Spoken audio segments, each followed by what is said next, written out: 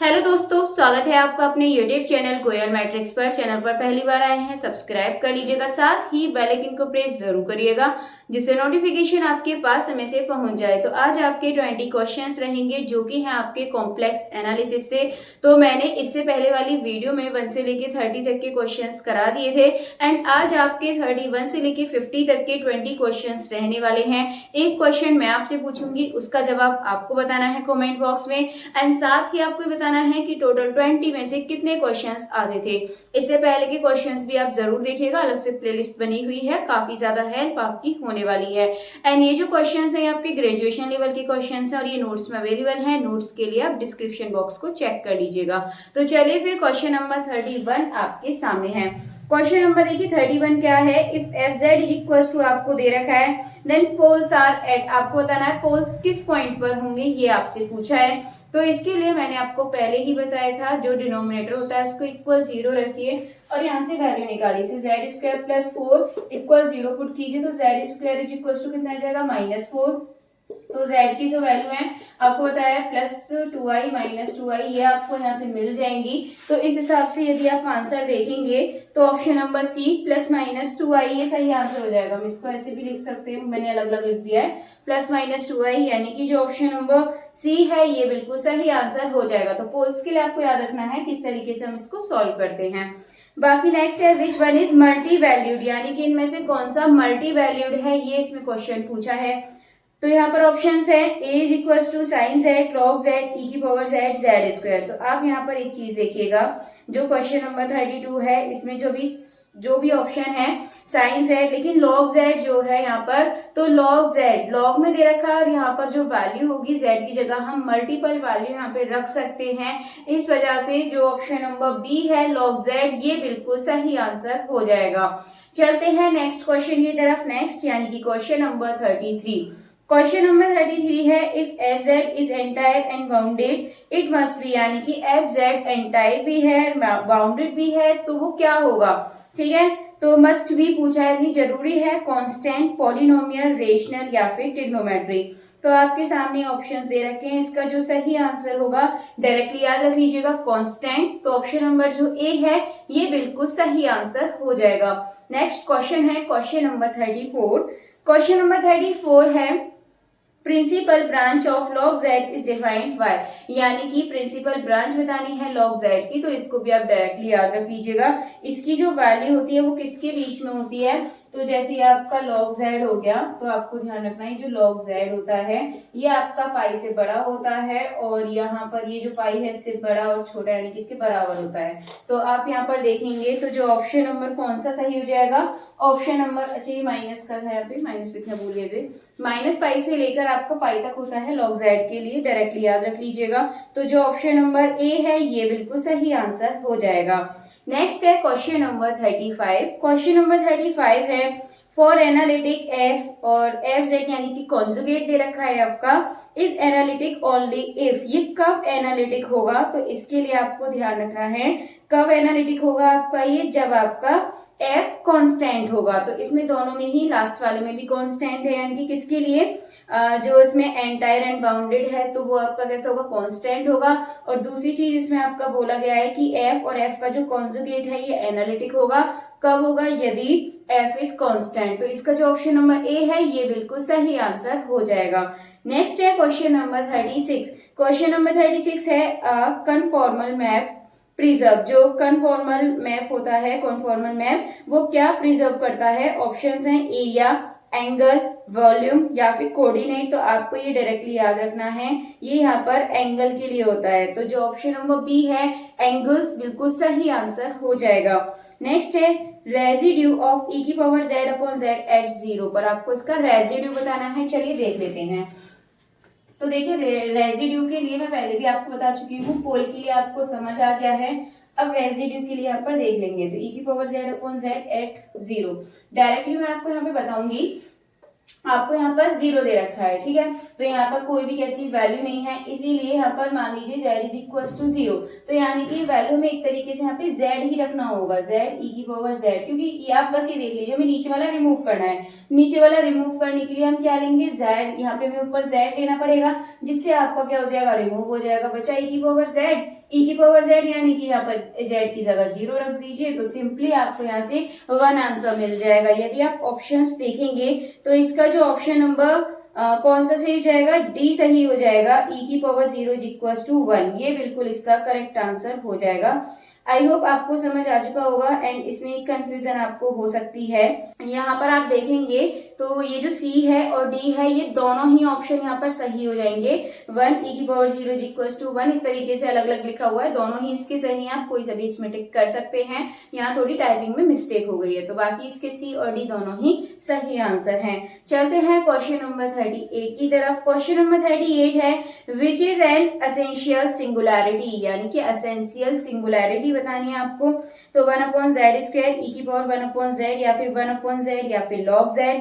तो एक काम करिएगा, इसका जो आंसर है आप फटाफट से बताइए इतने, और हम ऑप्शंस के अकॉर्डिंग यहाँ इसको चेक करेंगे। तो आपको यहाँ पर ध्यान रखना है, आपसे क्या बोला है इसमें, एसेंशियल सिंगुलैरिटी के लिए बोला है। तो 1/z स्क्वायर है ये आपका, ठीक है, ये आपका 1/z और ये है आपका log z, ठीक है। तो इनके पास आप ध्यान रखिएगा, ये सिंगुलैरिटी आपकी होती है, लेकिन e की पावर 1z जो है इसके लिए एसेंशियल है, ये बात आपको ध्यान रखनी है। सिंगुलैरिटी आपको ये भी याद रखना है, जब ये अपॉन में होते हैं जिसके हम इक्वल 0 करके यहाँ से वैल्यू कर सकते हैं, तो आपकी यहाँ पर ये क्या हो जाता है, सिंगुलैरिटी हो जाती है जब अपॉन में होता है तो। लेकिन इसमें e की पावर 1/z, यहाँ पे पावर अपॉन में यानी कि पावर नेगेटिव है, तो यहाँ पर क्या हो जाएगा, 1 e की पावर 1/z एसेंशियल सिंगुलैरिटी हो जाएगा। तो ऑप्शन नंबर बी बिल्कुल सही आंसर है। नेक्स्ट है question number 39 which is not analytic in any domain, इनमें से कौन सा किसी भी डोमेन में एनालिटिक नहीं करता है।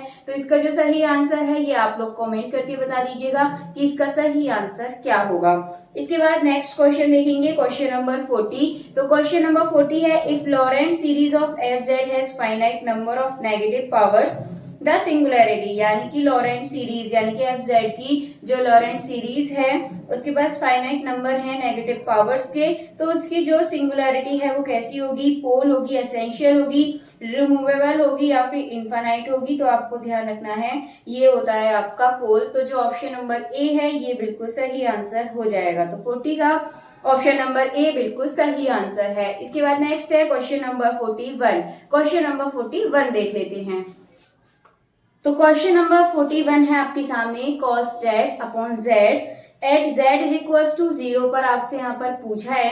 तो आंसर ऑप्शन है इसके पोल, रिमूवेबल, एसेंशियल या फिर ब्रांच पॉइंट। तो चलिए फिर इसको सॉल्व कर लेते हैं एक बार। तो जो क्वेश्चन नंबर 41 है, तो यहाँ पर क्वेश्चन देखेंगे cos z अपॉन z है, तो cos z अपॉन z, ठीक है। हम इसको टेलर एक्सप्रेशन का यूज करके करेंगे, तो ये आप इसको ऐसे लिख सकते हैं 1/z cos z और 1/z, और आप यहाँ पे cos z का ये जो एक्सपेंशन है यहाँ पे लिख दीजिएगा 1 minus z square upon 2 factorial plus z की पावर 4/4 फैक्टोरियल, ये आपका यहाँ पर होता है। अब इसके बाद अगर हम यहाँ से z से डिवाइड करें तो ये बचेगा 1/z minus z by 2 factorial plus z की पावर 3, यहाँ पे हो जाएगा ये आपका 4 फैक्टोरियल, ठीक है। एक एक पावर इसमें कट जाएगी z की। अब इसके बाद यदि आप देखेंगे 1/z, तो यहाँ पर आपका कैसा बच रहा है, सब तो z ऊपर है लेकिन एक z आपका नीचे है, यानी कि ये सिंगुलर में मतलब माइनस में इसकी जो पावर है माइनस में आ रही है। तो इस वजह से यदि हम इसका आंसर देखें मतलब नेगेटिव भी आ रही है,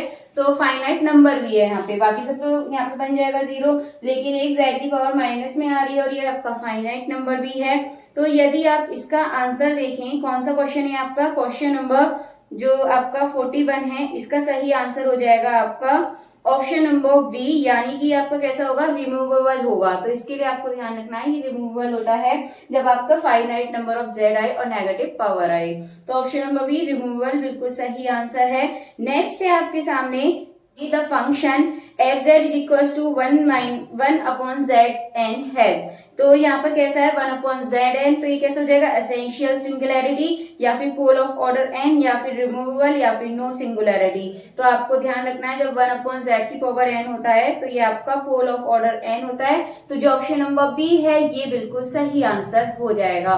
इसके बाद चलते हैं नेक्स्ट क्वेश्चन की तरफ। नेक्स्ट है क्वेश्चन नंबर 43। क्वेश्चन नंबर 43 है for analytic function the modulus. जो एनालिटिक फंक्शन होता है तो मॉडुलस क्या होगा, इज हार्मोनिक होता है, इज ऑलवेज कांस्टेंट होता है, इज इंक्रीजिंग होता है या फिर मे नॉट बी डिफरेंशिएबल। तो इसके लिए आपको ध्यान रखना है ये हार्मोनिक होता है।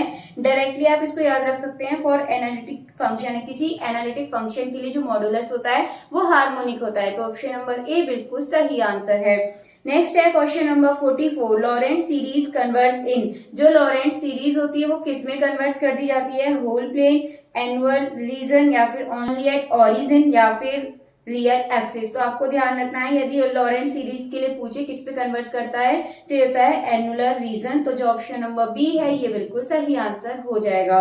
नेक्स्ट है क्वेश्चन नंबर 45। क्वेश्चन नंबर 45 है एन आइसोलेटेड सिंगुलैरिटी इज। जो आइसोलेटेड सिंगुलैरिटी होती है वो क्या है, a point where function is undefined या फिर फंक्शन इज जीरो या फिर नो जीरो या फिर ओनली रियल नंबर।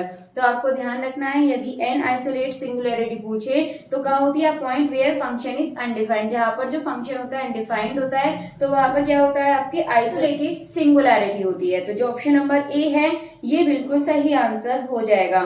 चलते हैं नेक्स्ट क्वेश्चन नंबर 46 की तरफ। क्वेश्चन नंबर 46 है the integral of analytic function over close counter is. यानी कि जो इंटीग्रल होता है एनालिटिक फंक्शन का वो क्या होता है, अगर क्लोज काउंटर की बात करें 0 1 infinity not defined. Directly answer याद रखिए इसका जो ऑप्शन नंबर ए है 0 इसका बिल्कुल सही आंसर हो जाएगा।